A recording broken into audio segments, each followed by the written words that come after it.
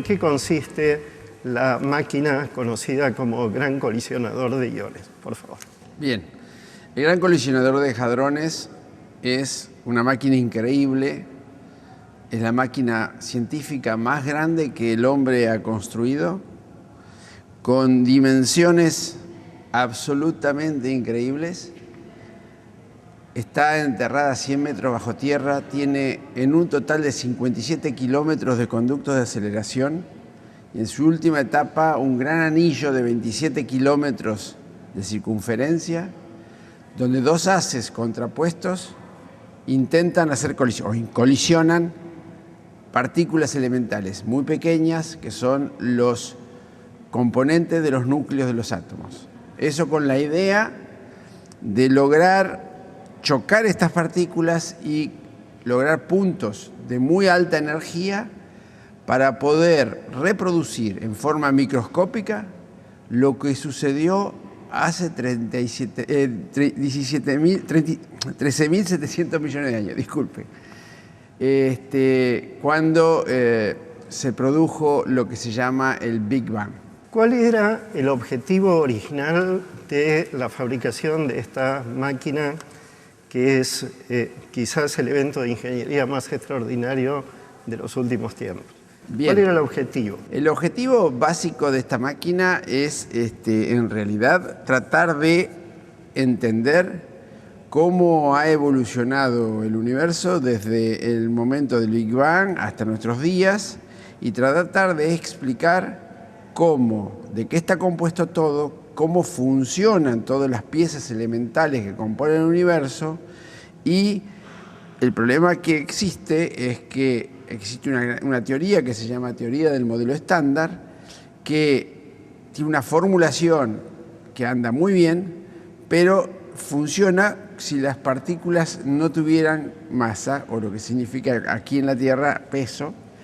Y eso, digamos, tiene un inconveniente porque si no, si las partículas no tuvieran masa, el mundo no hubiera existido, no hubiera el elemento que aglutinara todas esas partículas.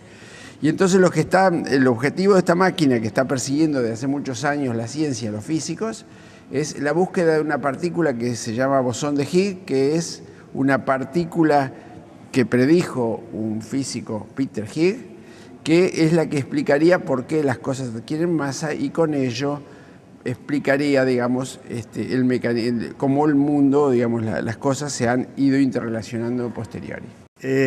Nosotros somos seres humanos que tenemos un orden de magnitud del metro. Por decir, digamos, no somos ni de 100 metros ni de 1 centímetro. Tenemos un orden de magnitud de un metro y lo que estamos tratando, o lo que esta máquina está tratando de buscar, es explicar cosas que tienen dimensiones enormemente chiquititas.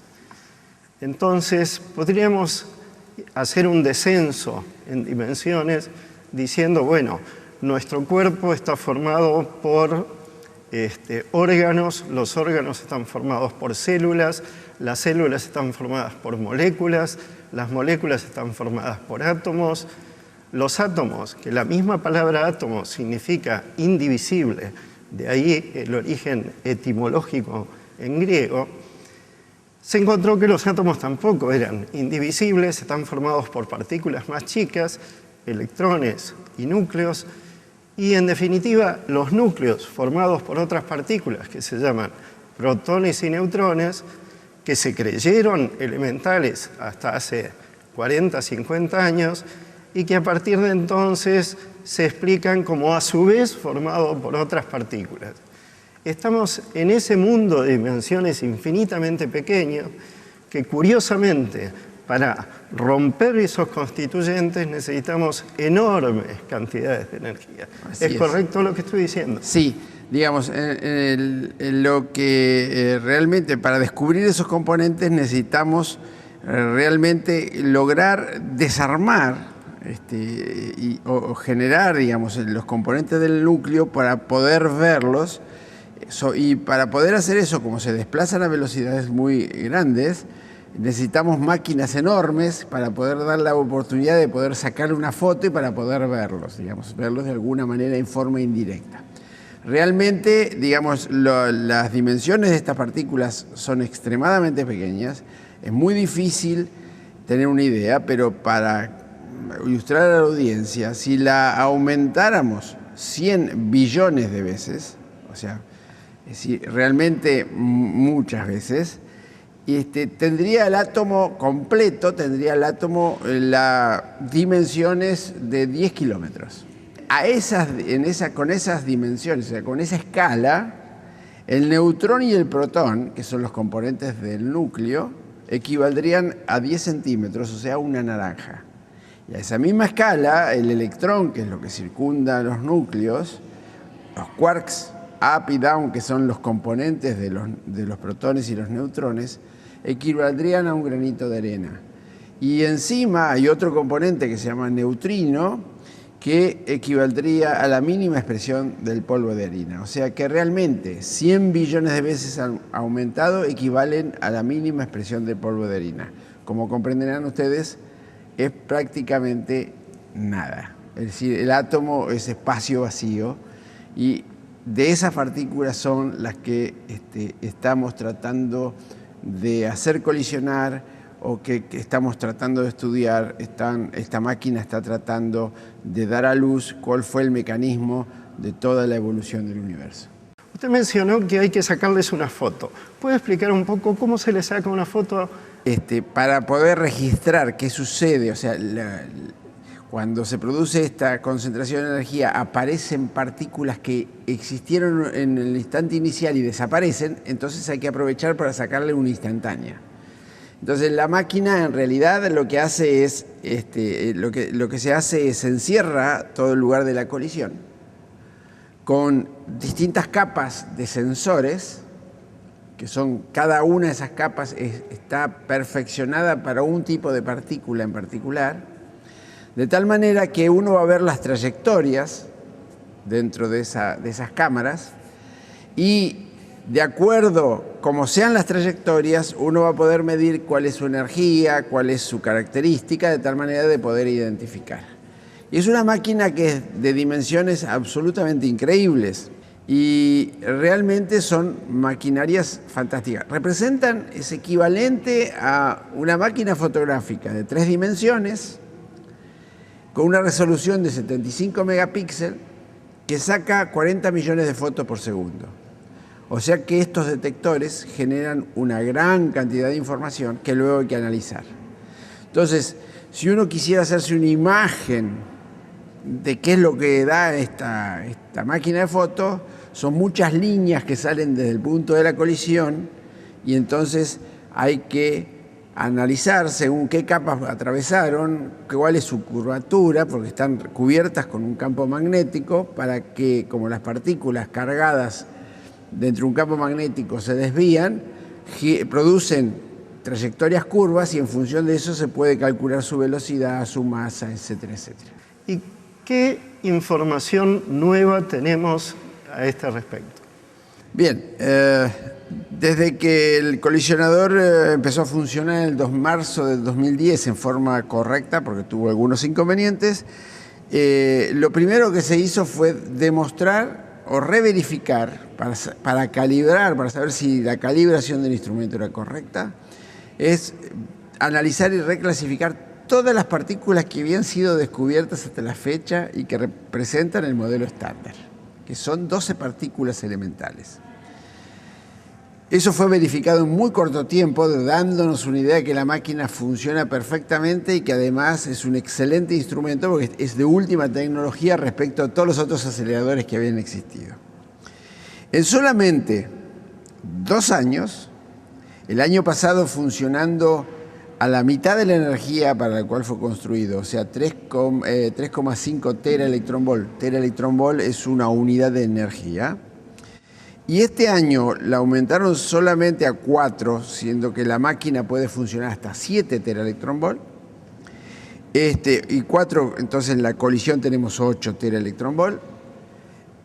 Pudieron, digamos, tener la suficiente cantidad de información para dar con una certeza del 99% de que se descubrió una nueva partícula del tipo de la que están buscando, del bosón de Higgs, que sería la partícula que permitiría explicar el origen de la masa, lo cual significa un descubrimiento absolutamente extraordinario porque es un aporte a la ciencia importante que va a permitir explicar mejor cómo funcionan las cosas y, por supuesto, esto es un avance tecnológico, científico, increíble porque todo lo que se ha trabajado sobre la máquina y todos los aportes que la máquina ha hecho desde el punto de vista de la tecnología, más lo que significa desde el punto de vista científico este descubrimiento del bosón de Higgs, es sin duda, para mí, uno de los descubrimientos más importantes de los últimos 100 años.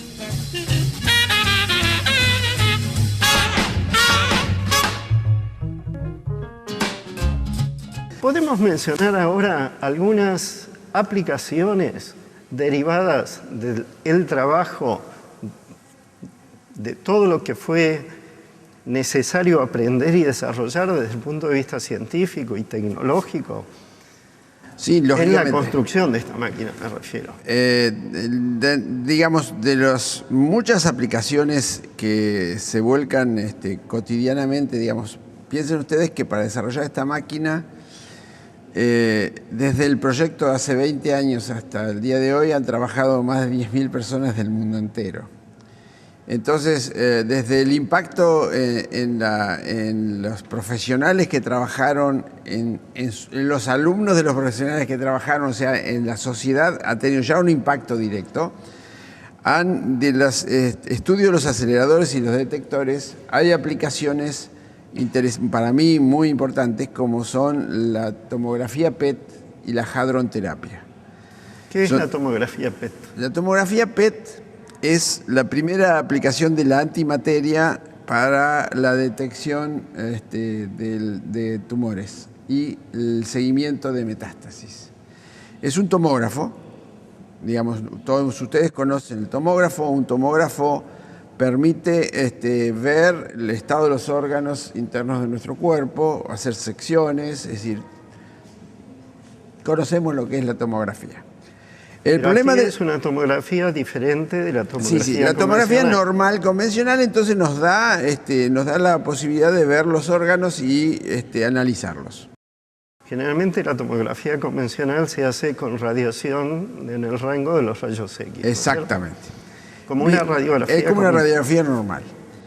Bien, el tomógrafo PET lo que hace es lo siguiente, es decir, se le inyecta al paciente una sustancia glucosa irradiada, o sea, radioactiva, que tiene la particularidad que cuando esa sustancia radioactiva vuelve a su estado natural, emite un positrón, que es el antielectrón.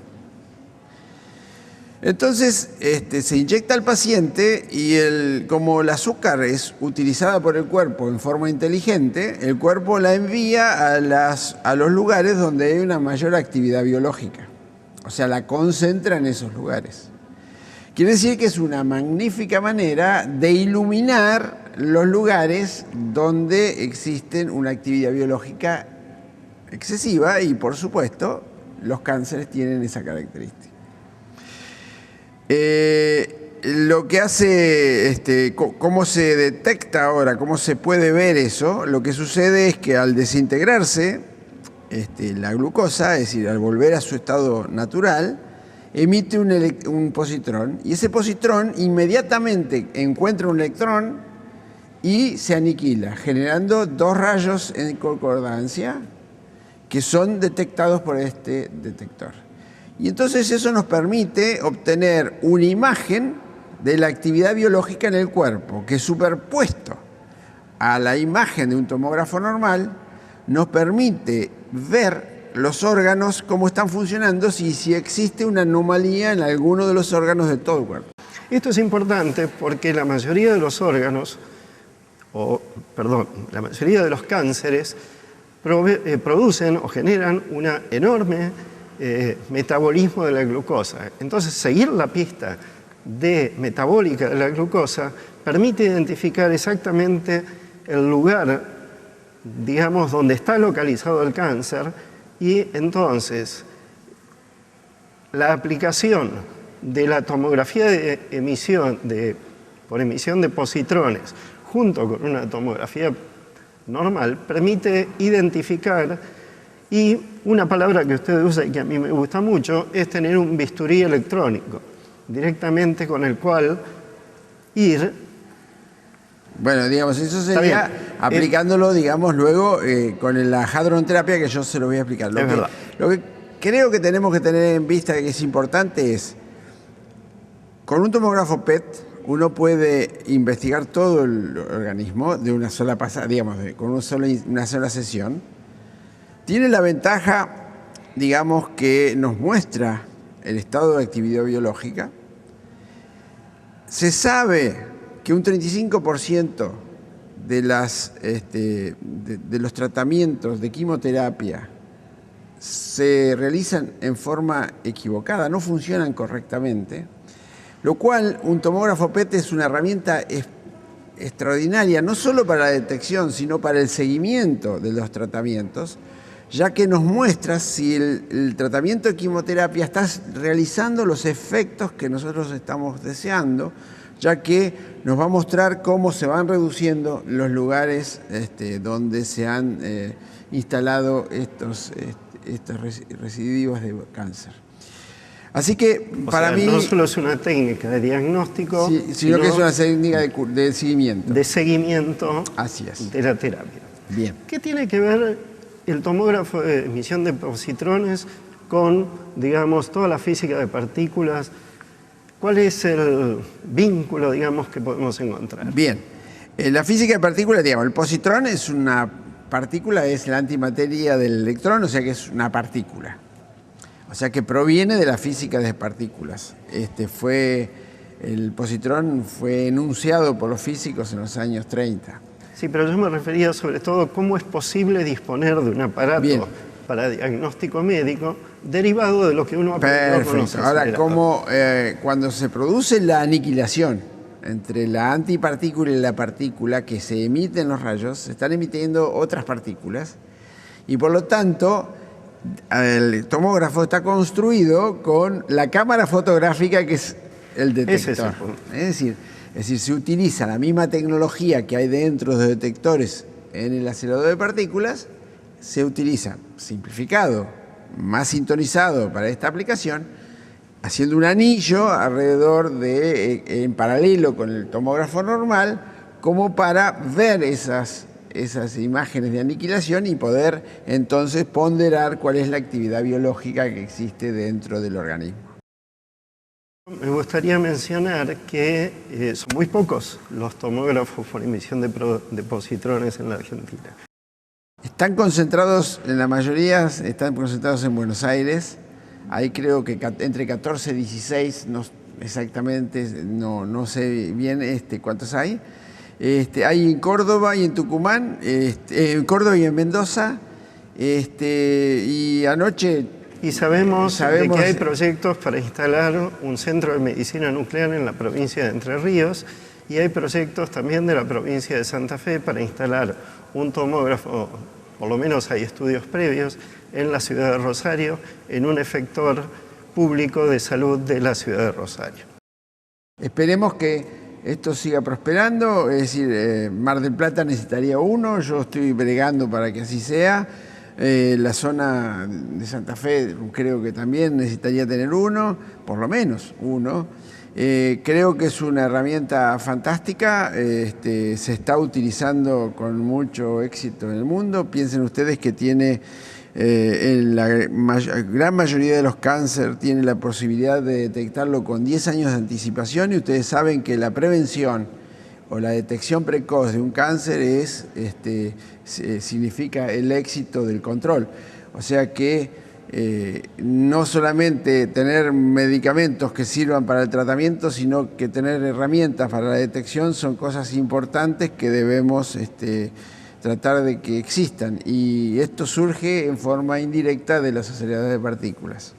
¿Podría intentar una reflexión final, a ver si está de acuerdo Mario, diciendo: todo este desarrollo tecnológico que termina en aplicaciones médicas comienza con una investigación en ciencia básica, que es tratar de encontrar aquella partícula esquiva llamada bosón de Higgs, que fue probablemente la que se encontró el 4 de julio último, y para la cual fue necesario desarrollar no solo, digamos, instrumentos científicos teóricos, sino sobre todo aparatos detectores que alcancen energías enormes y que después pueden brindar aplicaciones de otro tipo, como esta que acabamos de mencionar, a la sociedad.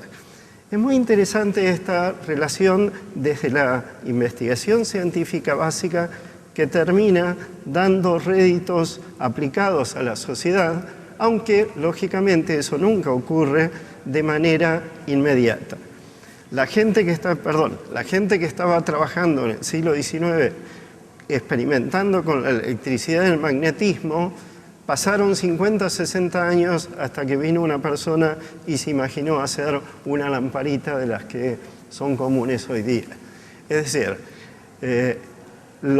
es importante la investigación en ciencia básica y es importante también que se piense en aplicaciones de los nuevos desarrollos científicos y tecnológicos que se van generando en aplicaciones a la sociedad. Creo que ese es el mensaje más interesante que podemos dejarles a los jóvenes que estén escuchando este programa, a las personas que estén escuchando este programa.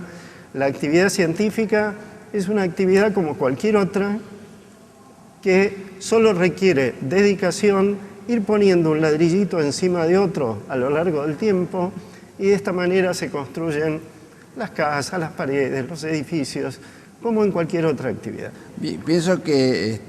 ¿Compartís esta sí, idea? sí, por supuesto. Pienso que el Gran Colisionador Hadrones, que es la máquina que nos ha traído aquí hoy, es un ejemplo claro de la conjunción de los científicos teóricos, los científicos experimentales, los tecnólogos, los ingenieros, los técnicos, los administrativos. O sea, ese proyecto, sin la comunión conjunta de todas estas partes, todas importantes, todas iguales de imprescindibles, son lo que han dado este resultado, estas aplicaciones, y es lo que sucede normalmente en toda la vida. Entonces, los jóvenes lo que tienen que tener en claro es que tienen que hacer lo que realmente sienten. Lo tienen que hacer ya. La vida es corta y hay que hacerlo ya. No importa si se equivocan. Lo que hagan ya, lo tienen que hacer de la mejor manera posible, porque siempre lo que hicieron de esa manera les va a servir en forma indirecta en cualquier otro momento de la vida. Entonces, mi consejo, es mi experiencia, y puede ser que no lo compartan, pero digamos, mi consejo es, háganlo ya, no se preocupen por si se equivocan o no. Mientras lo hagan, háganlo de la mejor manera posible y con la mejor entrega. Esto es lo mejor que yo les puedo decir.